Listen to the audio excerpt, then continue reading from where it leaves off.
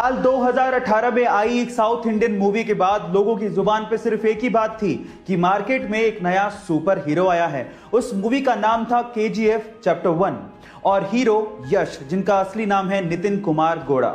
Guys, यश KGF chapter 1 के बाद रातों रात सुपरस्टार बन गए, लेकिन उनकी लाइफ का एक ऐसा पहलू है जिसे जानने के बाद आप लोगों को बहुत प्राउड फील होगा। जी हां गाइस, यश के पिताजी रोडवेज बसों में बस ड्राइवर हैं और यश का इतना नाम होने के बावजूद भी आज भी उनके पिताजी बस चलाते हैं। उनका यह कहना है कि इसी काम की वजह से यश इतने बड़े सुपरस्टार बने हैं। गाइस, उनके पिताजी का जमीन से जुड़ा होना कहीं ना कहीं यश की स्टारडम का कारण भी है।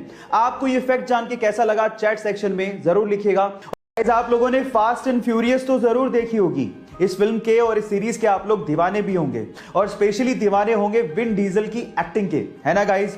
पर गाइस, क्या आपको पता है कि विन डीजल के एक्टिंग करियर की शुरुआत कैसे हुई थी? इसकी भी बहुत एक इंटरेस्टिंग स्टोरी है। चलिए मैं आपको बताता हूं। एक्चुअली जब वो 7 साल के थे तो वो किसी थिएटर में अपने दोस्त के साथ तोड़फोड़ करने के लिए पहुंचे थे, लेकिन बजाय पुलिस को कॉल करने के आर्टिस्ट डायरेक्टर ने उन्हें स्क्रिप्ट थमा दी और उन्हें अपकमिंग शो के लिए रोल का ऑफर कर दिया और इस तरह से उनके एक्टिंग करियर की शुरुआत हुई। है ना इंटरेस्टिंग फैक्ट। गाइस, आज मैं आपको फिर से एक सच्ची घटना बताता हूं। एक बार एक बॉस ने अपने ड्राइवर को देखकर पूछा कि क्या बात है, आज बहुत खुश लग रहे हो, कुछ खास दिन है क्या? तो उस ड्राइवर ने कहा कि सर, आज का दिन मेरे लिए बहुत स्पेशल है क्योंकि आज मैंने रतन टाटा जी को कार ड्राइव करते देखा। तो बॉस ने कहा कि इसमें क्या खास बात है? तो उस ड्राइवर ने कहा कि सर, जब वो कार ड्राइव कर रहे थे तो मैंने उनको अभिवादन देने के लिए हाथ हिलाया और बदले में उन्होंने मुझे रिस्पॉन्ड किया, इसीलिए आज मैं बहुत खुश हूं, मेरा दिन बन गया। सच अ ग्रेट पर्सनैलिटी।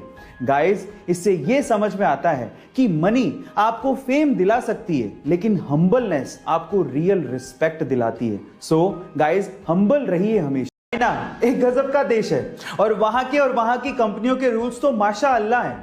वहां की कंपनी ने अपने कर्मचारियों के लिए एक टॉयलेट पॉलिसी निकाली है। इस पॉलिसी के तहत अगर किसी कर्मचारी को एक से ज्यादा बार टॉयलेट जाना है तो उसको अपने बॉस की परमिशन लेनी होगी और बॉस की परमिशन के साथ साथ उस पे 20 युआन यानी कि 220 रुपए का एक जुर्माना भी लगेगा, जो कि उसके बोनस से काटा जाएगा।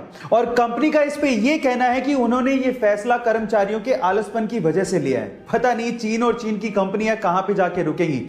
एलोन मस्क, जो कि रिसेंटली ही अमीर लोगों की सूची में नंबर 1 पर आ गए थे, उसकी वजह आप जानते हैं? उसकी वजह है टेस्ला कंपनी और उसके बढ़ते हुए शेयर प्राइसेस। लेकिन क्या आपको पता है कि एलोन मस्क ने एक बार ट्वीट करते हुए लिखा था कि जब टेस्ला कंपनी के बुरे दिन चल रहे थे तब एलोन चाहते थे कि एप्पल कंपनी टेस्ला को एक्वायर कर ले, लेकिन एप्पल कंपनी के सीईओ टिम कुक ने एलोन मस्क से मिलने तक से मना कर दिया था और आज टेस्ला कंपनी दुनिया की मोस्ट वैल्यूएबल कार कंपनी है, जिसकी वजह से एलोन मस्क दुनिया के सबसे अमीर लोगों की सूची में इतने ऊपर पहुंच गए हैं। गाइस, समय का पहिया है, एक बार जरूर घूमता है, ये सबको ध्यान रखना चाहिए। गाइस, फिर से एक केबीसी का सवाल पूछता हूं। आप लोगों ने नोकिया कंपनी का नाम तो जरूर सुना होगा और नोकिया मोबाइल आपने या आपके किसी फैमिली मेंबर ने यूज भी किया होगा। मेरा सवाल यह है कि नोकिया कंपनी या नोकिया मोबाइल का नाम नोकिया कैसे पड़ा?